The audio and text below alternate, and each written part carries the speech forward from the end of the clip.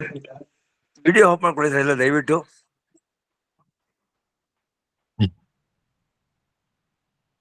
ನಮಸ್ಕಾರ ಆಚಾರ್ಯ ಹರಿ ಶ್ರೀನಿವಾಸ.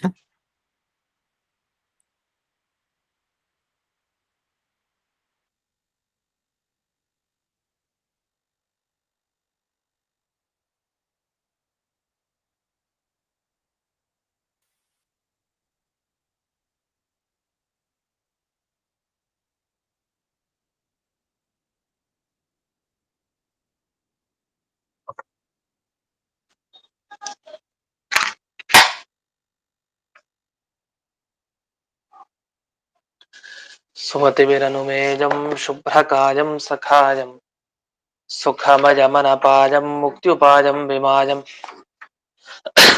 ग्रहजमहममेजं झेजमाम्नाजगेजं सदजमसदजेजं श्रीसहायं भजेजं तपस्वाध्याय शुश्रूषा कृष्णपूजारतं मुनिं विश्वेशमिष्टदं वन्दे परिव्राट् चक्रवर्तिनं श्रीगुरुभ्यो नमः. हरिः ओम्. श्रियः पत्ये नित्या गणितगुणमाणिक्य विशदप्रभा जालोल्लासोपहत सकलावद्यतमसे जगज्जन्मस्थेम प्रलयरचनाशीलवपुषे नमो शेषां राजस्पतिहृदय दीप्ताय हरजे येन प्रादुरभाविभूमिवलये व्यस्तारिगोसन्ततिः प्राबोधिश्रुतिपङ्कजं करुणया प्राकाशितत्वं परं ध्वान्तं ध्वंसमनादि साधुनिकरश्चाकारि सन्मार्गकः तेन व्यासदिवाकरेण सततं मात्याजि मे मानसं व्याप्तिर्यस्य निजे निजे नमःसा पक्षे सपक्षे स्थितिः व्यावृत्तिश्च विपक्षतोऽथ विषये सक्तिर्न वै बाधिते नैवास्ति प्रतिपक्षयुक्तिरतुलं शुद्धं प्रमाणं समे भूयात् तत्त्वविनिर्णयाय भगवान् आनन्दतीर्थो मुनिः भवति यदनुभावात्येडमूकोऽपि वाग्मी जडमतिरपि जन्तुर्जायते प्राज्ञमौलिः सकलवचनचेतो देवता भारती सा मम वचसि निधत्तां सन्निधिं मानसे च रमानिवासोचितवासभूमिः सन्न्यायरत्नावलिजन्मभूमिः वैराग्यभाग्यो मम पद्मनाभतीर्थामृताब्धिर्भवताद्विभूत्यै पदवाक्यप्रमाणज्ञान प्रतिवादिमदच्छिदः श्रीमदक्षोभ्यतीर्थाख्यानुपतिष्ठे गुरून् मम श्रीमदानन्दतीर्थार्य सन्मनःसरसि भुवि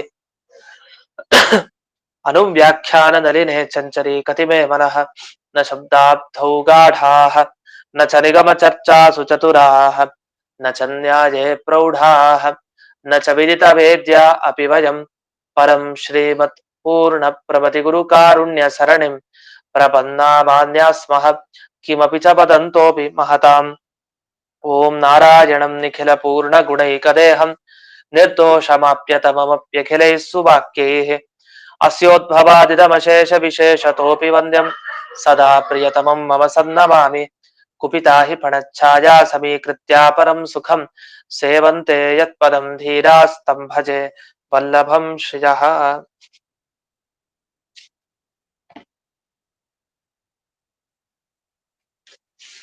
ಈಗ 41ನೇ ಸುಧಾಮೂಲ. ಇದ್ರ ಮುಂಚೆ ಒಂದು ವಾಕ್ಯ ಬಂದಿದೆ, ಅದಕ್ಕೆ ವಿವರಣೆ ಕೊಟ್ಟು ಬರ್ತೀನಿ. 40ನೇ ಸುಧಾಮೂಲ, ಅದರಲ್ಲಿ ಒಂದು ವಾಕ್ಯ ಬಿಟ್ಟೋಗಿದೆ. ಇಲ್ಲಿ ಒಂದು ಶ್ಲೋಕವನ್ನ ಕೊಟ್ಟಿದ್ದಾರೆ. ಇದು ನಮಗೆ ಈ ಶ್ಲೋಕ ಶಾಸ್ತ್ರ ಅಂದ್ರೆ ಛಂದಶಾಸ್ತ್ರಕ್ಕೆ ಸಂಬಂಧಪಟ್ಟಿತ್ತು. ಈಗ ಒಂದು ಶ್ಲೋಕ ರಚನೆ ಮಾಡ್ಬೇಕಾದ್ರೆ ಕೆಲವು ದೋಷಗಳಿರಬಾರ್ದು. ಸುಮ್ನೆ ನಾವು ಸಂಸ್ಕೃತ ಬರುತ್ತೆ ಅಂತ ಹೇಳಿ ಶ್ಲೋಕ ಮಾಡೋ ಹಾಗಿಲ್ಲ. ಅಲ್ಲಿ ಇಷ್ಟಿಷ್ಟೇ ಅಕ್ಷರ ಇರ್ಬೇಕು ಅಂತ ನಿಯಮಗಳಿರತ್ತೆ. ಈಗ ವೃತ್ತರತ್ನಾಕರ ಅಂತ ಒಂದು ಗ್ರಂಥ ಇದೆ, ವೃತ್ತರತ್ನಾಕರ ಅಂತ. ಅಲ್ಲೆಲ್ಲ ಗಮನಿಸಿದಾಗ ಒಂದು ಮಾತು ಬಂದಿದೆ. ವೃತ್ತರತ್ನಾಕರ ಗ್ರಂಥದಲ್ಲಿ ಶ್ಲೋಕಗಳನ್ನ ಬರೀತಾ ಒಟ್ಟು 4 ಪಾದ ಇರುತ್ತೆ ಒಂದು ಶ್ಲೋಕ ಅಂದ್ರೆ. ಉದಾಹರಣೆಗೆ ಬಂದೇ ಗೋವಿಂದ ಮಾನಂದ ಜ್ಞಾನ ದೇಹಂ ಪತಿಂ ಶ್ರಿಯ 8 ಅಕ್ಷರಕ್ಕೆ ನಿಲ್ಲಿಸ್ತೀವಲ್ಲ. ಈಗ ವಿಶ್ವಂ ವಿಷ್ಣುರ್ವ ಷಟ್ಕಾರ ಒಂದಾಯ್ತು. ಆಮೇಲೆ ಭೂತ ಭವ್ಯ ಭವತ್ ಪ್ರಭು, ಈ ರೀತಿ 4 ಪಾದ ಒಂದೊಂದು ಶ್ಲೋಕ 8 ಅಕ್ಷರಕ್ಕೆ ನಿಲ್ಲಿಸ್ತೀವಿ. ಇದಕ್ಕೂ ಒಂದು ಛಂದಸ್ಸು ಅಂತಿರತ್ತೆ, ಅನುಷ್ಠುಪ್ ಛಂದಸ್ಸು ಅಂತ. ಒಟ್ಟು 8 8 8 8 ಹೀಗೆ ಇಷ್ಟು ಅಕ್ಷರಗಳು ಸೇರಿದ್ರೆ ಅನುಷ್ಠುಪ್ ಛಂದಸ್ಸು. ಗಾಯತ್ರಿ ಛಂದಸ್ಸು ನಮಗ್ ಗೊತ್ತು, ಮತ್ತೆ ಜಗತಿ ಛಂದಸ್ಸು. ಹೀಗೆ ಪ್ರತಿಯೊಂದು ಛಂದಸ್ಸುಗಳು ಒಂದೊಂದು ಶ್ಲೋಕ, ಒಂದೊಂದು ಅಕ್ಷರಗಳಲ್ಲಿ ನಿಯಮಿತ, ಅಂದ್ರೆ ಒಂದೊಂದು ಇಷ್ಟಿಷ್ಟೇ ಅಕ್ಷರ ಇರಬೇಕು ಅಂತ ಇರತ್ತೆ. ಪ್ರಕೃತ ಆಚಾರ್ಯರು ಶ್ಲೋಕ ಬರೀತಾ ಇಲ್ಲಿ ಒಂದು ತಪ್ಪನ್ ಮಾಡಿದ್ದಾರೆ ಅಂತ ಒಂದು ಶಂಕೆ. ವಾಸ್ತವಿಕವಾಗಿ ಅದು ತಪ್ಪಲ್ಲ. ನಮಗ್ ಮೇಲ್ನೋಟಕ್ ನೋಡಿದ್ರೆ ಯಾರು ಆಕ್ಷೇಪ ಮಾಡ್ಲಿಕ್ಕೆ ಅವಕಾಶ ಇದೆ. ಏನಂತ, ಈ ಹಿಂದಿನ ಮೂಲದಲ್ಲಿ 39ನೇ ಸುಧಾ ಮೂಲದಲ್ಲಿ 2ನೇ ಲೈನು ಭಾನಮಸ್ತಿತ್ವಮಪಿ ಚೈ ವಾಸಮಂತಾದ್ಯತಸ್ತತಃ ಅಂತ. ಅಲ್ಲಿ 8ನೇ ಇದಕ್ ನಿಲ್ಲಿಸ್ಬೇಕಾದ್ರೆ ಭಾನಮಸ್ತಿತ್ವಮಪಿ ಚೈ ಅಂತ ಅಲ್ಲಿಗೆ ನಿಲ್ಲಿಸ್ಬೇಕು. ಆಮೇಲೆ ಏನ್ ಹೇಳ್ಬೇಕು, ವಾಸಮಂತಾದ್ ಯತಸ್ತತಃ ಅಂತ ಹೇಳ್ಬೇಕು. ಆದ್ರೆ ಚೈ ಅಂತ ಬಿಡಿಸಿದ್ರೆ ಮಧ್ಯಕ್ಕೆ ಒಂದು ಪದ ಅದು ಹೊರಟೋಗತ್ತೆ. ಪದದ ಮಧ್ಯದಲ್ಲಿ ಬಿಡಿಸಿದಾಗ ಆಗ್ಬಿಡತ್ತೆ. ಅಲ್ಲಿ ಏವ ಅಂತ ಶಬ್ದ ಇದೆ. ಚೈವ ಅನ್ನೋದನ್ನ ಬಿಡಿಸಿದ್ರೆ ಹೇಗಾಗತ್ತೆ, ಚ ಮತ್ತು ಏವ ಅಂತ ಹೀಗೆ ಬಿಡಿಸ್ದಾಗೆ. ಚ ಏವ ಅಂತಿರೋ ಕಡೆ ಏವ ಅನ್ನೋದು ಒಂದು ಪದ. ಆ ಏವ ಅನ್ನೋದು ಎಲ್ಲಿ ಬಿಡಿಸ್ದಾಗಾಯ್ತು, ವಾ ಅನ್ನೋದನ್ನ ಆ ಕಡೆ ಹಾಕ್ದಾಗಾಯ್ತು, ಏ ಅನ್ನೋದು ಈ ಕಡೆ ಹಾಕ್ದಾಗಾಯ್ತು. ಅಂದ್ರೆ ಒಂದು ಪದ ಏವ ಅನ್ನೋ ಪದವನ್ನ ಮಧ್ಯಕ್ಕೆ ಸೀಳಿ ಆಚೆ ಈಚೆ ಹಾಕ್ದಾಗಾಯ್ತು. ಈ ತರ ನಿಲ್ಲಿಸಬಾರ್ದು. ಇದು ವಿರಾಮ ಅಂತ ಕರೀತಾರೆ. ಯತಿ ಇರ್ಬೇಕು ಅಂತ ಹೇಳ್ತಾರೆ ಶ್ಲೋಕದಲ್ಲಿ. ಯತಿ ಅಂತಂದ್ರೆ ನಾವು ತಿಳ್ಕೊಂಡು ಯತಿಗಳು, ಸನ್ಯಾಸಿಗಳು ಆ ಅರ್ಥದಲ್ಲಿ ಬರ್ತಾ ಇಲ್ಲ ಇಲ್ಲಿ. ಯತಿ ಅನ್ನೋ ಶಬ್ದಕ್ಕೆ ಇಲ್ಲಿ ವಿಚ್ಛೇದ ಅಂದ್ರೆ ಬಿಡಿಸೋದು, ವಿರಾಮ. ಎಲ್ಲಿ ನಿಲ್ಲಿಸ್ಬೇಕೋ ಅಲ್ಲಿ ನಿಲ್ಲಿಸ್ಬೇಕು ಶ್ಲೋಕನ. ಅದು ಪದದ ಮಧ್ಯದಲ್ಲಿ ನಿಲ್ಲಿಸೋ ಹಾಗಿಲ್ಲ. ಇಲ್ಲಿ ಏವ ಅನ್ನೋ ಶಬ್ದ ಅದು ಒಂದು ಪದ, ಅದರ ಮಧ್ಯಕ್ಕೆ ನಿಲ್ಲಿಸ್ತಾ ಇದ್ದಾರೆ. ವಾ ಅನ್ನೋದನ್ನ ಆಚೆ ಹಾಕಿ ಏ ಅನ್ನೋದನ್ನ ಈಚೆ ಆಗೋಯ್ತು. ಅದನ್ನ ಗಮನಿಸ್ಬೋದು. ಭಾನಮಸ್ತಿತ್ವಮಪಿ ಚೈ ಅಂತ ಆಯ್ತು. ಆಮೇಲೆ ವಾಸಮಂತಾತ್, ಇದು ಸರಿ ಹೋಗಿಲ್ವಲ್ಲ. ಹಾಗಾದ್ರೆ ಆಚಾರ್ಯರು ರಚನೆ ಮಾಡ್ಬೇಕಾದ್ರೆ ಒಂದು ಯತಿಭಂಗ ಅನ್ನೋ ದೋಷ. ಯತಿಭಂಗ, ಎಲ್ಲಿ ನಿಲ್ಲಿಸ್ಬೇಕೋ ಅಲ್ಲಿ ನಿಲ್ಲಿಸ್ಬೇಕು, ಎಲ್ಲಿ ವಿಚ್ಛೇದ ಮಾಡ್ಬೇಕೋ ಅಲ್ಲಿ ಮಾಡ್ಬೇಕು. ಆದ್ರೆ ಇಲ್ಲಿ 2 ಪದಗಳ ಮಧ್ಯದಲ್ಲಿ ಸರಿಯಾಗಿ ವಿರಾಮ ಮಾಡ್ಲಿಲ್ಲ. ಒಂದು ಪದವನ್ನ ಸೀಳ್ ಹಾಕ್ದಾಗಾಯ್ತು. ನಾನು ಪದ ಮಧ್ಯೆ ವಿರಾಮಾತ್, ಪದ ಮಧ್ಯಕ್ಕೆ ನಿಲ್ಲಿಸ್ಬಿಟ್ರು, ಮುಗಿಸಿ ನಿಲ್ಲಿಸಿದ್ರೆ ಚೆನ್ನಾಗಿರೋದು. ಅದ ಹಾಗೆ ಮಾಡ್ಲಿಲ್ಲ, ಯತಿಭಂಗ ಆಯ್ತು, ದೋಷ ಅಲ್ವಾ ಅಂತ ಪ್ರಶ್ನೆ. ಅದನ್ನಲ್ಲಿ ಪರಿಮಳ ಟಿಪ್ಪಣಿಯಲ್ಲಿ ಬಿಡಿಸಿದ್ದಾರೆ, ಅದನ್ನು ಗಮನಿಸಬಹುದು. ಅಪಿಚೈವ ಇತ್ಯತ್ರ ಏವ ಶಬ್ದೆ, ಏವ ಅಂತ ಶಬ್ದ, ವಿಚ್ಛೇದ ಅದನ್ನ ಮಧ್ಯಕ್ಕೆ ಬಿಡಿಸಿದ್ದಾರೆ. ಯತಿಭಂಗ ಆಯ್ತು, ಯತಿಭಂಗ ಅನ್ನೋ ದೋಷ ಬಂತಲ್ವಾ ಆಚಾರ್ಯರ ಶ್ಲೋಕಕ್ಕೆ ಅಂತ. ಅದಕ್ಕೆ ಹೇಳ್ತಾರೆ ಅದು ಈ ಪ್ರಕೃತಕ್ಕೆ ದೋಷ ಅಲ್ವಂತೆ ನಿಜವಾಗಿ ಯೋಚನೆ ಮಾಡಿದ್ರೆ. ಅಂದ್ರೆ ಛಂದಶಾಸ್ತ್ರದ ಪ್ರಕಾರ ತಗೊಂಡ್ರು ಇಲ್ಲಿ ಅದು ದೋಷ ಅಲ್ಲ. ಯಾಕೆ ಅಂತ ಒಂದು ಶ್ಲೋಕ ಬರೆದ್ರು. ಸ್ವರ ಸಂಧೌ ಸಂಧೌ ಪೂರ್ವಾಂತವತ್ ಸ್ವರಃ ಕ್ವಚಿದೇವ ಪರಾದಿವತ್ ದ್ರಷ್ಟವ್ಯ ಯತಿ ಚಿಂತಾಯಾನ್ ಎಡಾದೇಶ ಪರಾದಿವತ್. ನಮಗೆ ಶಾಸ್ತ್ರಗಳಲ್ಲಿ ಅದು ವ್ಯಾಕರಣದಲ್ಲಿ ಎಣ ಸಂಧಿ, ಸವರ್ಣ ದೀರ್ಘ ಸಂಧಿ ಅಂತೆಲ್ಲ ಬರುತ್ತೆ. ನಾವು ಕನ್ನಡದಲ್ಲೂ ಕೇಳಿರ್ತೀವಿ. ಸವರ್ಣ ದೀರ್ಘ ಮತ್ತೆ ಗುಣ ಸಂಧಿ, ವೃದ್ಧಿ ಸಂಧಿ, ಸವರ್ಣ ಇದು ಎಣ ಸಂಧಿ ಅಂತೆಲ್ಲ ಇದೆ. ಇಲ್ಲಿ ಎಣ ಸಂಧಿ ಅಂದ್ರೆ ಯ ರ ಲ ವ ಇವೆಲ್ಲ ಬಂದ್ರೆ ಅದು ಎಣ ಸಂಧಿ. ವೃದ್ಧಿ ಅಂದ್ರೆ ಆ ಐ ಔ, ಗುಣ ಅಂದ್ರೆ ಆ ಎ ಓ, ಸವರ್ಣ ದೀರ್ಘ ಅಂದ್ರೆ ಅಕಾರದ ಮುಂದೆ ಅಕಾರ ಇದ್ರೆ ಆ ಬರುತ್ತೆ, ಇಕಾರದ ಮುಂದೆ ಇಕಾರ ಇದ್ರೆ ದೀರ್ಘ ಈ ಬರುತ್ತೆ. ಹೇಗೆ ದೇವಾಲಯ ಅಂತ ಹೇಳ್ತಾ ಇರ್ತೀವಿ. ದೇವಾಲಯ ಅಂದ್ರೆ ದೇವಸ್ಥಾನ, ದೇವ ಆಲಯ ದೇವಾಲಯ, ಇದೆಲ್ಲ ಸವರ್ಣ ದೀರ್ಘ. ಇಲ್ಲಿ ಏನಾಗಿದೆ ಅಂದ್ರೆ ವೃದ್ಧಿ ಸಂಧಿ ಮಾಡಿದ್ದಾರೆ ಆಚಾರ್ಯರು. ಎಲ್ಲಿ ಭಾನಮಸ್ತಿತ್ವಮಪಿ ಚೈ ವಾಸಮಂತಾತ್, ಚ ಮತ್ತೆ ಏವ ಅಂತ ಇದೆ.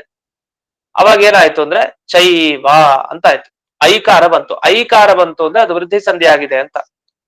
ಇದು ಏಕಾದೇಶ ಸಂಧಿ ಅಂತ ಕರೀತಾರೆ. ಅಂದ್ರೆ 2 ಅಕ್ಷರ ಓಡಿಸಿ ಒಂದು ಬಂದು ಕೂತ್ಕೊಳ್ಳುತ್ತೆ. ಉದಾಹರಣೆಗೆ ಚ ಮತ್ತೆ ಏವ ಅಂತಿದೆ. ಇಲ್ಲಿ ಚ ಏವ ಅನ್ನೋಲ್ಲಿ ಚ ಅಂದ್ರೆ ಎಷ್ಟಕ್ಷರ? ಚ ಅಂದ್ರೆ ಒಂದೇ ಅಲ್ಲ, ಚ ಮತ್ತೆ ಆ ಸೇರಿದ್ರೆ ಚ 2 ಅಕ್ಷರ. ಏವ ಅನ್ನೋಲ್ಲಿ 3 ಅಕ್ಷರ ಇದೆ ವಾಸ್ತವಿಕ. ಎ ಅಂತ ಒಂದು, ವ ಅನ್ನೋಲ್ಲಿ ವ ಮತ್ತೆ ಆ ಅಂದ್ರೆ 3 ಅಕ್ಷರ ಆಯ್ತು. ನಮ್ಮ ತಲೆಯಲ್ಲಿ ಚ ಅಂದ್ರೆ ಒಂದೇ ಅಂತ ನಮ್ಮ ಭಾವನೆ.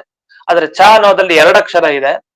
ಏವ ಅನ್ನೋಲ್ಲಿ ಎ ಮತ್ತೆ ವ ಮತ್ತೆ ಆ 3 ಅಕ್ಷರ ಇದೆ.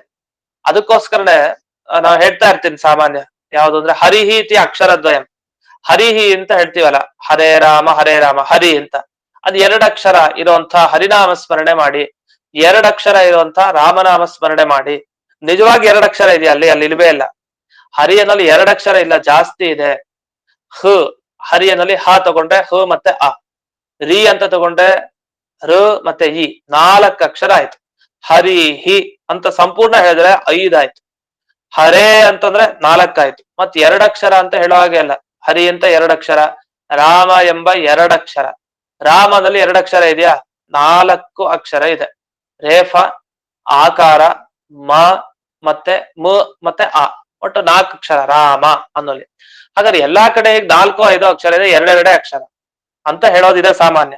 ಪ್ರಕೃತಕ್ ಬರೋಣ. ಪ್ರಕೃತಕ್ಕಿಲ್ಲಿ ಏವ ಅನ್ನೋಲ್ಲಿ 3 ಅಕ್ಷರ ಇದೆ, ಚ ನಲ್ಲಿ 2 ಅಕ್ಷರ ಇದೆ. ನಮ್ಗೆ ಅದು ಸದ್ಯಕ್ಕೆ ಅಪ್ರಸ್ತುತ, ಅದಿರ್ಲಿ. 2 ಅಕ್ಷರನೋ 3 ಅಕ್ಷರನೋ ನಮ್ಗೆ ಈಗ ಏನ್ ಬೇಕಾಗಿದೆ ಅಂದ್ರೆ, ಚ ಮತ್ತೆ ಏವ ಅಂತ ಇದ್ದಾಗ 2 ಸೇರಿ ಆ ಮತ್ತೆ ಎ ಹೋಗಿ ಐ ಬಂದಿದೆ. 2 ಅಕ್ಷರದ ಜಾಗದಲ್ಲಿ 1 ಬರುತ್ತೆ. ಈ ಐ ಬರುತ್ತಲ್ಲ, ಐ ಬಂದಿದ್ದು ಈ ಹಿಂದಿನ ಭಾಗ ಇದೆ ಶ್ಲೋಕದಲ್ಲಿ. ಭಾನಮಸ್ತಿತ್ವಮಪಿ ಚೈ ಅಂತ ಒಂದು ಭಾಗ, ವಾಸಮಂತಾದ್ಯತಸ್ತತಃ, ಇನ್ನು ಮುಂದೆ 8 ಭಾಗ ಮಾಡ್ಕೊಳ್ಳೋದು. ಅಲ್ಲಿ ಹಿಂದಿನ ಭಾಗ ಏನಿದೆ ಅದಕ್ಕೆ ಅದರ ಅವಯವ ಆಗ್ಬಿಡುತ್ತದು. ಅವಯವ ಆಗೋದು ಅಂದ್ರೆ ನಮ್ಮ ಕೈ, ನಮ್ಮ ಕಾಲು ಎಲ್ಲ ಇದೆಯಲ್ಲ, ಆ ತರ ಒಂದು ಭಾಗಕ್ಕೆ ಅದು ಸೇರ್ಕೊಂಡ್ಬಿಡತ್ತೆ. ಈಗ ನಾವು 5 ಬೆರಳಿರತ್ತೆ, ಕೆಲವ್ರಿಗೆ 6ನೇ ಬೆರಳು ಅಂತ, ಕೆಲವು ಬೆಳ್ಕೊಂಡಿರತ್ತೆ ಸ್ವಲ್ಪ. ಆ 6ನೇ ಬೆರಳು ಸೇರ್ಕೊಂಡ ಅದು ನಮ್ಮ ಕೈಯ ಅವಯವನೇ. ಆ ತರ ಭಾನಮಸ್ತಿತ್ವಮಪಿ ಚೈ, ಐ ಬಂದಿದ್ದೇನಾಗೋಯ್ತು, ಹಿಂದಿನ ಭಾಗಕ್ಕೆ ಒಂದು ಅವಯವ ಆಗೋಯ್ತು, ಅದೊಂದು ಅಂಗವಾಗಿ ಸೇರ್ಕೊಂಡ್ಬಿಡ್ತು. ಈ ಸಂದರ್ಭದಲ್ಲಿ ಎಲ್ಲಿ 2 ಅಕ್ಷರ ಸ್ಥಾನದಲ್ಲಿ 1 ಅಕ್ಷರ ಹೇಳ್ತೀವೋ, ಓಡಿಸಿ 1 ಅಕ್ಷರ ಬರುತ್ತೆ ಅಂತ ಹೇಳ್ತೀವೋ, ಅಂಥ ಕಡೆ ಅದು ಹಿಂದಿನ ಪದದ ಕೊನೆಗೆ ಸೇರಿದಂತೆ ಆಗೋಗತ್ತೆ ಅಂತ ತಗೊಳ್ಬೇಕು. ಅವಾಗ ಏನಾಯ್ತು, ಐ ಏನ್ ಬಂದಿದೆಯಲ್ಲ ಅದು ಹಿಂದಿನ ಭಾಗಕ್ಕೆ ಸಂಬಂಧಪಟ್ಟಿದ್ದು, ಅದರ ಪದನೇ ಆಗಿದೆ, ಪದದ ಕೊನೆಗೆ ಆಗಿದೆ, ಅದು ಮಧ್ಯಕ್ಕೆ ನಾವು ಬಿಡಿಸ್ತಾ ಇಲ್ಲ ಅಂತ ಆಗತ್ತೆ. ಇದರಿಂದ ದೋಷ ಇಲ್ಲ ಅಂತ ಅದನ್ನ ಇಲ್ಲಿ ಹೇಳಿದ್ದಾರೆ. ಸ್ವರ ಸಂಧೌ ಅಂದ್ರೆ ಸಂಧಿ ಮಾಡಬೇಕಾದ್ರೆ ಪೂರ್ವಾಂತವತ್ತು ಸ್ವರಃ, ಹಿಂದಿನ ಭಾಗದ ಕೊನೆಯ ಅಂಗ ಆಗ್ಬಿಡತ್ತೆ, ಹಿಂದಿನ ಭಾಗದ ಒಂದು ಅವಯವ ಆಗ್ಬಿಡುತ್ತದು. ಕೆಲವು ಕಡೆ ಮಾತ್ರ ಪರಾಧಿಪತ್ ಅಂದ್ರೆ ಅದು ಮುಂಭಾಗದ ಅವಯವ ಆಗತ್ತೆ. ಯತಿ ಚಿಂತಾಯಂ, ಇದೆಲ್ಲ ಒಂದು ಶ್ಲೋಕ ಬಿಡಿಸ್ಬೇಕಾದ್ರೆ ನಾವು ಗಮನಿಸಬೇಕಾದ ವಿಷಯ. ಆದ್ರೆ ಎಣಾದೇಶ, ಎಣ್ಣು ಸಂಧಿ ಅಂತ ಒಂದು ಬರುತ್ತೆ, ಅದು ಪರಾಧಿಪತೆ. ಎಣ್ಣು ಸಂಧಿಗೆಲ್ಲ ನಮ್ಮ ಶಾಸ್ತ್ರದಲ್ಲಿ ಉದಾಹರಣೆ ಕೊಡೋದು, ಸಾಮಾನ್ಯ ವ್ಯಾಕರಣಕ್ಕೆ ಬಂದ್ರೆ ಸುದ್ಯುಪಾಸ್ಯ ಅಂತ ಕೊಡ್ತಾರೆ. ಸುದ್ಯುಪಾಸ್ಯ ಅಂದ್ರೆ ಏನರ್ಥ ಅಂದ್ರೆ, ಸುಧಿ ಅಂದ್ರೆ ಜ್ಞಾನಿಗಳು ಅಂತ ಅರ್ಥ. ಒಳ್ಳೆ ಜ್ಞಾನ ಪಡೆದಿರೋರ್ಗೆ ಸುಧಿ ಅಂತ ಕರೀತಾರೆ. ಅವರು ಉಪಾಸ್ಯ, ಉಪಾಸನೆ ಮಾಡುವಂತ ಪರಮಾತ್ಮ. ಅಲ್ಲಿ ಸುಧಿ ಊ ಇದೆ, ಈ ಊ ಹೋಗಿ ಯಾ ಬರುತ್ತೆ, ಯಾರ ಲಾಭ ಯಾವ್ದಾರು ಬಂದ್ರೆ ಆಗ ಎಣ್ ಸಂಧಿ ಆಗಿದೆ. ಎಣ್ ಅನ್ನೋ ಅಕ್ಷರ, ಎಣ್ ಅಂದ್ರೆ 4 ಅಕ್ಷರಗಳಲ್ಲಿ ಯಾವ್ದೋ 1 ಅಕ್ಷರ ಬಂದು ಸೇರ್ಕೊಂಡಿದೆ ಅಂತ ಅರ್ಥ. ಇದೆಲ್ಲ ಆಯ್ತು. ಈ ರೀತಿ ಮಾತಿದೆ, ಆದ್ರಿಂದ ಇಲ್ಲಿ ಸ್ವರ ಆಗಿದೆ, ಇದು ಹಿಂದಿನ ಭಾಗಕ್ಕೆ ಸೇರ್ಕೊಳ್ಳುತ್ತೆ. ಒಂದು ಪದದ ಮಧ್ಯದಲ್ಲಿ ಒಡೆದಾಗ ಆಗ್ಲಿಲ್ಲ, ಅದು ಏವ ಅನ್ನೋದರ ಮಧ್ಯೆ ಬಿಡಿಸಿ ಹೇಳಿದಾಗ ಆಗ್ಲಿಲ್ಲ, ಆದ್ರಿಂದ ಯಾವುದೇ ತಪ್ಪಿಲ್ಲ ಅಂತ ಇಷ್ಟು ಯತಿ ಭಂಗ ದೋಷ ಪರಿಹಾರ ಮಾಡ್ಕೊಂಡ್ರು. ಆಮೇಲೆ ಇಲ್ಲಿ ಟಿಪ್ಪಣಿಯಲ್ಲಿ ಒಂದಿಷ್ಟು ವಿಚಾರ ಇದೆ. ಇದು ವ್ಯಾಕರಣದ ವಿಚಾರ ಏನಲ್ಲ, ಇದು ಸುಲಭ. ಈ ತರ ನೀವೇನ್ ಹೇಳಿದ್ರಿ, ಶ್ಲೋಕದಲ್ಲಿ ದೋಷ ಇದೆ ಅಂತ ಹೇಳಿದ್ರಿ. ನೋಡಿ, ಯಾವ ಸಂದರ್ಭದಲ್ಲಿ ಶ್ಲೋಕಕ್ಕೆ ದೋಷ ಹೇಳ್ಬೇಕು? ಈಗ ನಾವೇನೋ ಒಂದು ಕಾವ್ಯ ರಚನೆ ಮಾಡ್ತಾ ಇದ್ವಿ, ಯಾರ್ದೋ ಮೇಲ್ ಸ್ತೋತ್ರ ಮಾಡಿದ್ವಿ, ಯಾರ್ದೋ ಮೇಲ್ ಪದ್ಯ ಮಾಡಿದ್ವಿ, ಈ ತರ ಎಲ್ಲ ಮಾಡ್ಬೇಕಾದ್ರೆ ಆಗ ಸ್ವಲ್ಪ ಹೆಚ್ಚು ಕಡಿಮೆ ಆದ್ರೆ ದೋಷ, ಅದು ತಪ್ಪು ನಿಜ. ಆದ್ರೆ ಶಾಸ್ತ್ರ ಕಾವ್ಯ, ಇದು ಕಾವ್ಯ ಅಂತ ಬಿಡಿ, ಇದು ಪ್ರಕೃತ ಕಾವ್ಯ ಅಲ್ಲ, ಇದು ಶಾಸ್ತ್ರ. ಈಗ ಅನುವ್ಯಾಖ್ಯಾನ ಅದೊಂದ್ ರೀತಿ ಕಾವ್ಯ ವರ್ಣನೆ ಇಲ್ಲ ಅಂತಿಲ್ಲ. ಈಗ ಕಾವ್ಯದಲ್ಲಿರೋ ಗುಣಗಳು ಎಲ್ಲೋ ವರ್ಣನೆ, ಇದರ ತರ ಸೂರ್ಯನ ತರ, ಚಂದ್ರನ ತರ ಭಗವಂತ ಇದ್ದಾನೆ, ಈ ತರ ಎಲ್ಲ ವರ್ಣನೆ ಇರತ್ತಿಲ್ಲೂ ಕೂಡ. ಅದ ಪೂರ್ಣ ಆ ತರ ಕಾವ್ಯ ಅಂತ ಗಣನೆ ಮಾಡಲ್ಲ. ಕಾವ್ಯ ಅಂದ್ರೆ ನಮಗೆ ರುಕ್ಮಿಣೀಶ ವಿಜಯ, ಈ ತರ ಕಾವ್ಯ, ಅದನ್ನ ಕಾವ್ಯ ಅಂತ ಕರಿತೀವಿ. ಈಗ ಇದಾಗಬೇಕಾದ್ರೆ ಶಾಸ್ತ್ರ, ಇದು ಶಾಸ್ತ್ರದಲ್ಲಾಗಬೇಕಾದ್ರೆ ಶ್ಲೋಕಗಳನ್ನ ಆಚೆ ಈಚೆ ಮಾಡಿದ್ರು ತಪ್ಪಿಲ್ಲ. ಅಂದ್ರೆ ಈಗ ಶಾಸ್ತ್ರ ಅಂದ್ರೆ ಇವಾಗ ವೇದಾಂತ ಶಾಸ್ತ್ರ ಇದು, ಮತ್ತೆ ತರ್ಕ, ವ್ಯಾಕರಣ, ಈ ತರ ಶಾಸ್ತ್ರಗಳ ಬಗ್ಗೆ ಬಂದಾಗ ಅಲ್ಲಿ ಶ್ಲೋಕಗಳಲ್ಲಿ ಅಲ್ಪ ಸ್ವಲ್ಪ ವ್ಯತ್ಯಾಸ ಈ ತರ ಏನಾದ್ರು ಬಂದ್ರೆ ಅದು ದೋಷ ಅಂತ ಪರಿಗಣಿಸೋ ಹಾಗಿಲ್ಲ. ಬೇರೆ ಕಡೆ ನಿಜ ಕಾವ್ಯ ಅಂತಾನೆ ಬರೆದ್ರೆ, ಒಂದ್ ನಾಟಕ ಬರೆದ್ರೆ, ಭಗವಂತನ ಬಗ್ಗೆ ಬೇರೆದ್ರ ಬಗ್ಗೆ ಬರೆದ್ರೆ ಅದು ದೋಷ ಅನ್ನಿಸ್ಕೊಳ್ಬಹುದು, ಅದು ಸರಿಯಾಗಿ ಬರಿಬೇಕಾಗಿತ್ತು. ಆದ್ರೆ ವಸ್ತುತಃ ಅಲ್ಲೂ ದೋಷ ಅಲ್ವಂತೆ. ಯಾಕಂದ್ರೆ ನಾವ್ ಎಷ್ಟೋ ಈಗ ವೇದವ್ಯಾಸರ ಈ ಭಾಗವತದಲ್ಲೂ ಕೂಡ ಎಷ್ಟೋ ಕಡೆ ಛಂದಸ್ಸು ವ್ಯತ್ಯಾಸ ಬರುತ್ತೆ. ಅದು 1-2 ಸರಿ ನಾನು ಹೇಳಿದೆ ಆ ವಿಷಯನ, ಇತ್ತೀಚೆಗೆ ಮೊದಲನೇ ಈ ಸ್ಕಂದದಲ್ಲೇ ಬಂತು. ಅವಾಗ ಏನಂತೀವಿ, ವೇದಕ್ಕೆ ಸಮಾನ ಅದು ಅಂತ ತಿಳಿಸ್ಲಿಕ್ಕೋಸ್ಕರ ವೇದವ್ಯಾಸರು ಹಾಗೆ ಸ್ವಲ್ಪ ಛಂದೋಭಂಗ, ಸ್ವಲ್ಪ ಯತಿ ಎಲ್ಲಿ ನಿಲ್ಲಿಸ್ಬೇಕಾಗಿತ್ತು ಅಲ್ಲಿ ನಿಲ್ಲಿಸ್ಲಿಲ್ಲ, ಸ್ವಲ್ಪ ಜಾಸ್ತಿ ಹೇಳ್ಬಿಟ್ರು. ಕೆಲವು ಕಡೆ ಅಕ್ಷರಗಳು ಜಾಸ್ತಿ ಆಗ್ಬಿಡುತ್ತೆ. ಈ ತರ ಅಕ್ಷರ ಕಡಿಮೆ ಆಗೋದು, ಜಾಸ್ತಿ ಮಾಡೋದು, ಇದೆಲ್ಲ ಮಾಡ್ತಾ ಇರ್ತಾರೆ ಸಾಮಾನ್ಯವಾಗಿ. ಪುರಾಣಗಳಲ್ಲಿ ಬೇಕಾದಷ್ಟು ಕಡೆ ಸಿಗತ್ತೆ. ಆದ್ರೆ ಅನುಷ್ಠುಪ್ ಅಂದ್ರೆ ಎಂಟೆಂಟೇ ಅಕ್ಷರ ಇರ್ಬೇಕು, 8ಕ್ಕಿಂತ 10 ಮಾಡ್ಬಿಡೋದು, ಇನ್ ಮಿಕ್ಕಿದೆಲ್ಲ 8 ಮಾಡೋದು, ಇವೆಲ್ಲ ಯಾಕೆ ಮಾಡ್ತಾರೆ? ಅದು ಪುರಾಣಗಳಲ್ಲಿ ಇಂತಹ ದೋಷಗಳನ್ನ ಹೇಳಲಿಕ್ಕೆ ಹಕ್ಕಿಲ್ಲ, ಅಗತ್ಯತೆನೂ ಇಲ್ಲ. ಅಲ್ಲಾಗ್ಬೇಕಾದ್ರೆ ಶಾಸ್ತ್ರ ತತ್ವ ವಿಷಯದ ಬಗ್ಗೆ ಮಾತನಾಡ್ತಾ ಶ್ಲೋಕಗಳಲ್ಲಿ ಆಚೆ ಈಚೆ ಆದ್ರೂ ದೋಷ ಇಲ್ಲ ಅಂತ. ಅದೇ ನೀವು ದೋಷ ಇಲ್ಲ ಅಂತ ಅನ್ಬಿಟ್ರೆ, ಈಗ ಶ್ಲೋಕದಲ್ಲಂತೂ ತಪ್ಪು ಸಿಕ್ತು, ಸಿಕ್ಕಿದ ತಪ್ಪನ್ನು ವಾರಣೆ ಮಾಡ್ಲಿಕ್ಕೋಸ್ಕರ ಇದು ಶಾಸ್ತ್ರ ಆದ್ರಿಂದ ಇಲ್ಲಿ ದೋಷ ಅಲ್ಲ, ಇದೆಲ್ಲ ಹೇಳ್ಬಾರ್ದು ಅಂತ ಅಂದ್ರೆ ಹಾಗೇನಿಲ್ಲ. ಯಾರ್ಯಾರು ಅಭಿಯುಕ್ತರು, ಶಿಷ್ಟರು ಅಂತ ನಮಗ್ ಗೊತ್ತಿದೆ, ಅಂಥವ್ರೆಲ್ಲ ತಾವು ಶಾಸ್ತ್ರ ರಚನೆ ಮಾಡ್ಬೇಕಾದ್ರೆ ಈ ತರ ಮಾಡಿರೋದ್ ಕಂಡಿದೆ. ನಿಜವಾಗಿ ಅಭಿಯುಕ್ತರು ನಮಗಲ್ಲ, ಅದು ಬೇರೆ ಅವ್ರಿಗೆ ಅವ್ರ ಅಭಿಯುಕ್ತರು. ನಿಜವಾಗಿ ನಾವು ಅಭಿಯುಕ್ತರು ಅಂದ್ರೆ ಜ್ಞಾನಿಗಳು ಅಂತ, ಶಿಷ್ಟರು, ಒಳ್ಳೆಯವರು. ಸಾತ್ವಿಕರು ಕೆಲವು ಕಡೆ ಪ್ರಯೋಗ ಮಾಡಿದ್ರೆ ಅದು ತಪ್ಪು ಅಂತ. ಅದ್ ಹೇಗೆ ಅಂದ್ರೆ, ಇದೊಂದು ಕುಸುಮಾಂಜಲಿ ಅಂತ ಒಂದು ಗ್ರಂಥ ಇದೆ. ಕುಸುಮಾಂಜಲಿ ಅಂತ ಒಂದು ಗ್ರಂಥ. ಕುಸುಮಾಂಜಲಿ ಅಂದ್ರೆ ಇದು ನ್ಯಾಯಶಾಸ್ತ್ರದ ಗ್ರಂಥ, ಇದು ಕುಸುಮಾಂಜಲಿ ಅಂತ. ಈ ನ್ಯಾಯಶಾಸ್ತ್ರದ ಗ್ರಂಥದಲ್ಲಿ ಅವರು ಒಂದು ವಾಕ್ಯ ಪ್ರಯೋಗ ಮಾಡಿದ್ದಾರೆ, ಉದಯನಾಚಾರ್ಯರು ಅಂತ. ಆ ಉದಯನಾಚಾರ್ಯರು ನಮ್ಮವರಲ್ಲ, ಅವರು ನ್ಯಾಯಶಾಸ್ತ್ರದ ಕರ್ತೃಗಳು. ಅವರನ್ನ ತುಂಬಾ ಜನ ಅನುಸರಿಸ್ತಾರೆ, ತುಂಬಾ ದೊಡ್ಡ ಜ್ಞಾನಿಗಳು ಅಂತ. ಅವರು ಬರೆದ ಒಂದು ಶ್ಲೋಕದಲ್ಲಿ ಏನ್ ಮಾಡಿದ್ದಾರೆ, ಅವರು ಶ್ಲೋಕವನ್ನ ಆಚೆ ಈಚೆ ಮಾಡ್ಬಿಟ್ಟಿದ್ದಾರೆ. ಅಂದ್ರೆ ಒಂದು ಅನುಷ್ಠುಪ್ ಛಂದಸ್ಸು 8 ಅಕ್ಷರ ಇರ್ಬೇಕು, ಅದೇನ್ ಮಾಡಿದ್ರು, ಸ್ವಲ್ಪ ವ್ಯತ್ಯಾಸ ಮಾಡಿದ್ದಾರೆ. ಅವರು ಬರೆದ ಒಂದು ಶ್ಲೋಕ ಇದೆ, ಯವುಪಾಧಿರ್ಲಗತಿ ಸಾಧ್ಯೆ ಸಂಬಂಧ ವಿಶೇಷಣೆ ಅಂತ. ಅದು ರಾಗವಾಗಿ ಹೇಳಲಿಕ್ಕೆ ಬರಲ್ಲ. ಯವುಪಾಧಿರ್ಲಗತಿ ಸಾಧ್ಯೆ ಸಂಬಂಧ ವಿಶೇಷಣೆ. ನಿಜವಾಗಿ ಹೇಗೆ ಹೇಳ್ಬೇಕು ಅದನ್ನ ಸರಿಯಾಗಿದ್ರೆ, ಈಗ ಯವುಪಾಧಿರ್ಲಗತಿ ಅಂತ ನಿಲ್ಲಿಸ್ಬೇಕು, ಸಾಧ್ಯ ಸಂಬಂಧ ವಿಶೇಷಣೆ ಹೀಗೆ ಹೇಳ್ಬೇಕು. ಆದ್ರೆ ಅಲ್ಲಿ ನಿಜವಾಗಿ 8 ನಿಲ್ಲಿಸ್ಬೇಕು ಅಂತ ಆದ್ರೆ ಆಗ ಹೇಗ್ ನಿಲ್ಲಿಸ್ಬೇಕು? ಯವುಪಾಧಿರ್ಲಗತಿ ಸಾ ಅಂತ ಸಾ ಅದ್ರಲ್ಲಿ ನಿಲ್ಲಿಸ್ಬೇಕು. ಆಮೇಲೆ ಧ್ಯೇ ಸಂಬಂಧ ವಿಶೇಷಣೆ ಅಂತ ಹೇಳ್ಬೇಕು, ಆಗ ರಾಗ ಸರಿ ಹೋಯ್ತು. ಆದ್ರೆ ಎಲ್ಲಿ ನಿಲ್ಲಿಸ್ಬೇಕು ಅಲ್ಲಿ ಸರಿಯಾಗಿ ನಿಲ್ಲಿಸ್ಲಿಲ್ಲ ಅಂತ ಯತಿ ಭಂಗ ಆಯ್ತು, ಅದು ದೋಷ ಬರುತ್ತಲ್ಲಿ. ಇಲ್ಲಿ ಇದು ಎಲ್ಲಿದೆ ಅಂದ್ರೆ ಶೇಷವಾಕ್ಯಾರ್ಥ ಚಂದ್ರಿಕಾ ಟಿಪ್ಪಣಿ ಇದೆ ಅಲ್ಲಿ. ಆ ಶೇಷವಾಕ್ಯಾರ್ಥ ಚಂದ್ರಿಕಾ ಟಿಪ್ಪಣಿಯ ಕೊನೆಯಿಂದ 2ನೇ ನೋಡಿ. ವಸ್ತುತಸ್ತು ಯವುಪಾಧಿರ್ ಲಗತಿ ಸಾ ಧ್ಯೇ ಸಂಬಂಧ ವಿಶೇಷಣೆ ಇತ್ಯಾದಿ ಅಭಿಯುಕ್ತ ಪ್ರಯೋಗ ದರ್ಶನ. ಇದರ ಅಭಿಯುಕ್ತರು ಅಂದ್ರೆ ಶಿಷ್ಟರು ಅಂತ ನೀವು ಯಾರನ್ನು ಒಪ್ಕೊಂಡಿದ್ದೀರಿ ಅವರು ಈ ತರ ಮಾಡಿದ್ದಾರೆ. ಅಲ್ಲಿ ಏನ್ ತಪ್ಪಾಯ್ತು ಅಂದ್ರೆ, ಸಾಧ್ಯ ಅಂತ ಒಂದು ಪದ, ನಾವೆಲ್ಲ ಸಾಧ್ಯ ಅನ್ನೋ ಪದ ಎಲ್ಲಿ ಕೇಳಿರ್ತೀವಿ? ಅನುಮಾನದಲ್ಲಿ ಪಕ್ಷ, ಸಾಧ್ಯ, ಹೇತು, ದೃಷ್ಟಾಂತ ಎಲ್ಲ ಕೇಳಿರ್ತೀವಲ್ಲ. ಅಂದ್ರೆ ಸಾಧ್ಯ ಅಂದ್ರೆ ವನ್ಹಿ, ಬೆಂಕಿ ಅಂತ ಕೇಳಿರ್ತೀವಿ. ಆ ಸಾಧ್ಯ ಅನ್ನೋದು ಒಂದು ಶಬ್ದ, ನಾವೇನ್ ಸಾಧನೆ ಮಾಡ್ಲಿಕ್ಕೆ ಕೊಟ್ಟಿದೀವಿ ಅದು.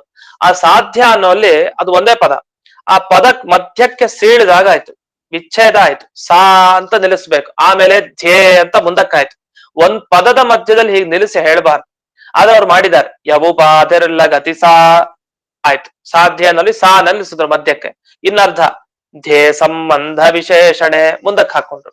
ಈ ತರ 8 ಅಕ್ಷರಕ್ಕೆ ನಿಲ್ಲಿಸ್ಬೇಕು ಅಂತ ಹೇಳಿ ನೀವು ವಿಭಾಗ ಮಾಡಿದ್ರೆ ಅಲ್ಲಿ ದೋಷ ಬಂತು, ಯತಿಭಂಗ ಆಯ್ತಲ್ವಾ, ಅವರ ಶಾಸ್ತ್ರಕ್ಕೆ ದೋಷ ಬಂತಲ್ವಾ. ಅಂದ್ರೆ ಇದು ಕಾವ್ಯಗಳಿಗೆ ದೋಷ ಹೊರತು ಇದು ಶಾಸ್ತ್ರಕ್ಕೆ ದೋಷ ಅಲ್ಲವೇ ಅಲ್ಲ ಅಂತ ಈ ರೀತಿ ತಿಳಿಬೇಕು ಅಂತ. ಈ ವಿಷಯ ಯಾರು ಹೇಳಿದ್ದಾರೆ ಅಂದ್ರೆ ಜಯತೀರ್ಥರೇ ಹೇಳಿದ್ದಾರೆ. ಎಲ್ಲಿ? ಪ್ರಮೇಯ ದೀಪಿಕಾ ತಮ್ಮ ಗ್ರಂಥದಲ್ಲಿ ಮತ್ತೊಂದು ಕಡೆ ಹೇಳಿದ್ದಾರೆ.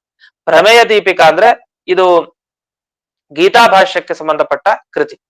ಅಲ್ಲಿ ಪ್ರಮೇಯ ದೀಪಿಕಾದಲ್ಲಿ ಆಚಾರ್ಯರ ಭಾಷ್ಯಕ್ಕೆ ಅವರು ವಿವರಣೆ ಮಾಡ್ತಾ, ಅಲ್ಲಿ ಪ್ರಮೇಯ ದೀಪಿಕಾ ಸಂದರ್ಭದಲ್ಲಿ ಟೀಕಾಚಾರ್ಯರು ತಾವು ಅಲ್ಲಿ ವಿವರಣೆ ಮಾಡಿದ್ದಾರೆ, ಯತಿಭಂಗ ಅನ್ನೋದು ಅದು ಕಾವ್ಯಗಳ ಬರಿಬೇಕಾದ್ರೆ ದೋಷ ಆಗತ್ತೆ ಹೊರತು ಈ ತರಹದ ಶಾಸ್ತ್ರದಲ್ಲಿ ಅದು ದೋಷ ಅಂತ ಪರಿಗಣಿಸಬಾರದು ಅಂತ. ಇದನ್ನು ಕೂಡ ಎಲ್ಲಿ ಬರೀತಾರೆ ಅಂತಾನು ಉಲ್ಲೇಖ ಮಾಡ್ತಾರೆ. ಅಲ್ಲಿ ದೇವಂ ನಾರಾಯಣಂ ನತ್ವ ಅಂತ ಶ್ಲೋಕ ಪ್ರಾರಂಭ ಆಗತ್ತೆ. ಆ ಶ್ಲೋಕ ಪ್ರಾರಂಭ ಆಗಬೇಕಾದ್ರೆ ಮೊದಲನೇ ಪದ್ಯ ಏನಿದೆ ಭಾಷ್ಯದ್ದು, ಅಲ್ಲಿ ಗುರುಂಶ್ಚಾನ್ ಗೀತಾರ್ಥಂ ವಕ್ಷ್ಯಾಮಿ, ಅಲ್ಲಿ ಗುರುಂಶ್ಚಾನ್ ಅಂತ ಎಲ್ಲ ಬರುತ್ತಲ್ಲ, ಅಲ್ಲಿ ಪದಚ್ಛೇದ ಮಾಡ್ಬೇಕಾದ್ರೆ ಸ್ವಲ್ಪ ವ್ಯತ್ಯಾಸ ಬರುತ್ತೆ. ಆ ಪದಚ್ಛೇದ ಬಿಡಿಸ್ಬೇಕಾದ್ರೆ ಏನು ಸಮಸ್ಯೆ ಬರುತ್ತೆ, ಆ ಸಂದರ್ಭದಲ್ಲಿ ಇದನ್ನ ತಗೊಂಡು ಅದಕ್ಕೆ ಉತ್ತರ ಕೊಟ್ಟಿದ್ದಾರೆ ಅಂತ. ಇದನ್ನೆಲ್ಲ ನಮ್ಗೆ ಟಿಪ್ಪಣಿಯಲ್ಲಿ ಕೊಡ್ತಾರೆ. ನಮ್ಗೆ ಎಲ್ಲಿ ನೆನಪಾಗ್ಬೇಕು ಈಗ ಆ ಗ್ರಂಥಲ್ಲಿ ಹೀಗ್ ಬಂದಿದೆ, ಈ ಗ್ರಂಥಲ್ಲಿ ಬಂದಿದೆ ಅಂತ ನಮ್ಗೆ ಅದು ಟಿಪ್ಪಣಿಕಾರರು ಅಷ್ಟು ಉಪಕಾರ ಮಾಡಿದ್ದಾರೆ. ಇನ್ನು ಯತಿ ಅನ್ನೋ ಶಬ್ದಕ್ಕೆ ಒಂದು ನೆನ್ಪಿಟ್ಕೊಳ್ಳಿ, ಯತಿಹಿ ವಿಚ್ಛೇದ ಸಂಜ್ಞಿತ, ಅಂದ್ರೆ ವಿಚ್ಛೇದ ಮಾಡೋದು, ಬಿಡಿಸೋದು ಅಂತ, ಪದಚ್ಛೇದ ಅಂತ ಏನ್ ಹೇಳ್ತೀವಲ್ಲ ಆ ತರ. ಇಷ್ಟೊಂದು ಈ ಯತಿಭಂಗದ ವಿಚಾರ. ಇದು ಮುಂದಕ್ಕೆ ಹೋಗೋಣ. ಮುಂದಿನ ಅನುವ್ಯಾಖ್ಯಾನ 41ರೆಯ ಸುಧಾಮೂಲ. ನ ಜಲಾಯತ್ತ ಸೂರ್ಯಾದಿ ಪ್ರತಿಬಿಂಬೋಪಮತ್ವತಃ.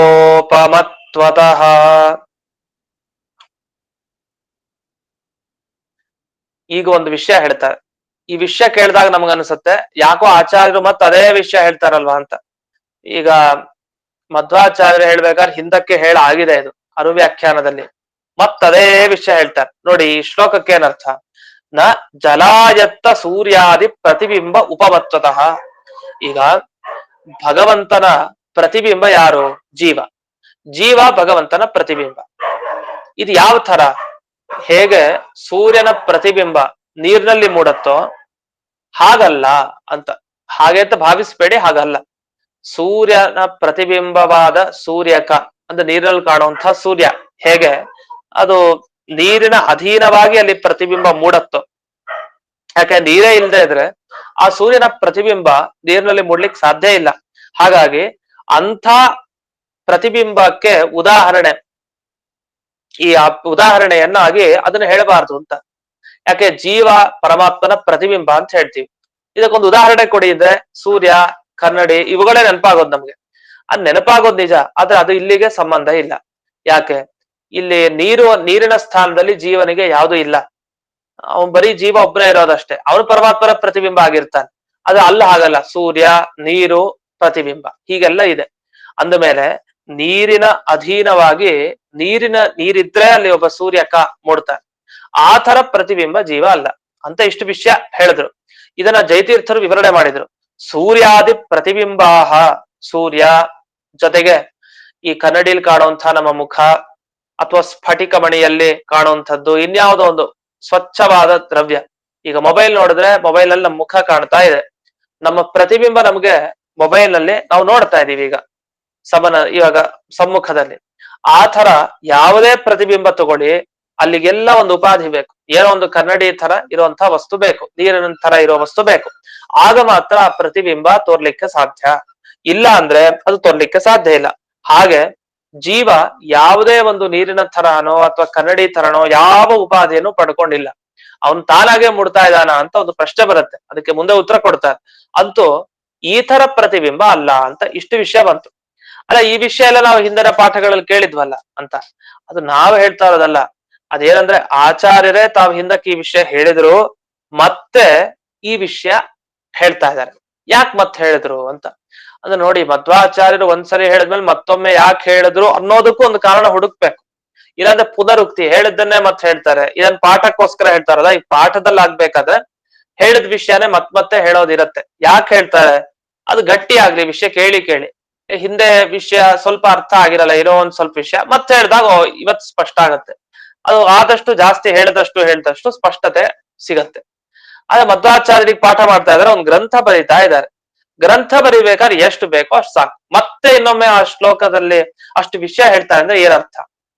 ನಿಜವಾಗಿ ಮಧ್ವಾಚಾರ್ಯರ ಗ್ರಂಥ ತುಂಬಾ ವಿಸ್ತಾರವಾಗಿರಲ್ಲ. ಈಗ ಜಯತೀರ್ಥರ ವಿವರಣೆ ತರ ಆಚಾರ್ಯರ ಗ್ರಂಥ ಆಗಷ್ಟು ದೊಡ್ಡದಿರಲ್ಲ, ಚಿಕ್ಕ ಗ್ರಂಥವಾದ್ರೂ ಇದೊಂದು ದೊಡ್ಡ ದೋಷ ತರ ಕಾಣ್ತಾ ಇದೆ.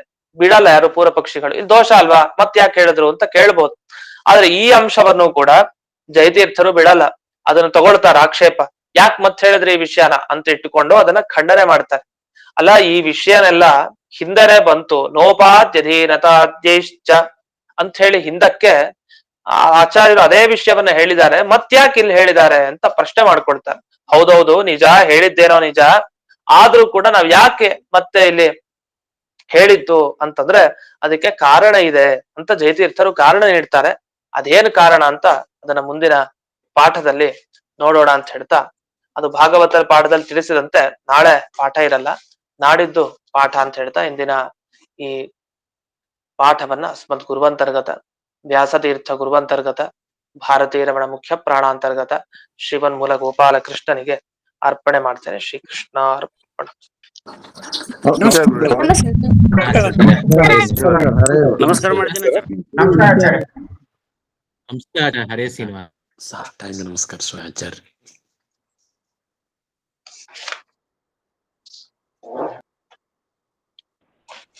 ಆಚಾರ್ಯ ಇಲ್ಲಿ ಗುರುಸ್ಥಾನ್ ಅಂತ ಹೇಳಿದ್ರಲ್ಲ ಅವಾಗೂ ಬರ್ತದಲ್ಲ ಸುಮಧ್ವಿಜಯ ಒಳಗೆ ಯಾವ್ದು? ಗುರುಸ್ಥಾನ್ ತ್ರಿವಿಕ್ರಮಾರ್ಯಾಂ ಪ್ರಣಮಾಮಿ ವರ್ಯಾನ್ ಅವಾಗ ಗುರುಹು ತಾನ್ ಆಗ್ತದಲ್ಲ. ಅಲ್ಲ ಅಲ್ಲಿ ಬೇರೆ, ಇದು ಸಂಧಿ ಬಗ್ಗೆ ಹೇಳ್ತಾ ಇಲ್ಲ. ಇದು ಅದು ತ್ರಿಶುಪ್ ಶ್ಲೋಕ ಅಲ್ವಾ? ತ್ರಿಶುಪ್ ಛಂದಸ್ಸಿನ ಶ್ಲೋಕ, ಅದ್ರ ಬಗ್ಗೆ ಹೇಳ್ತಾ ಇಲ್ಲ. Okay okay.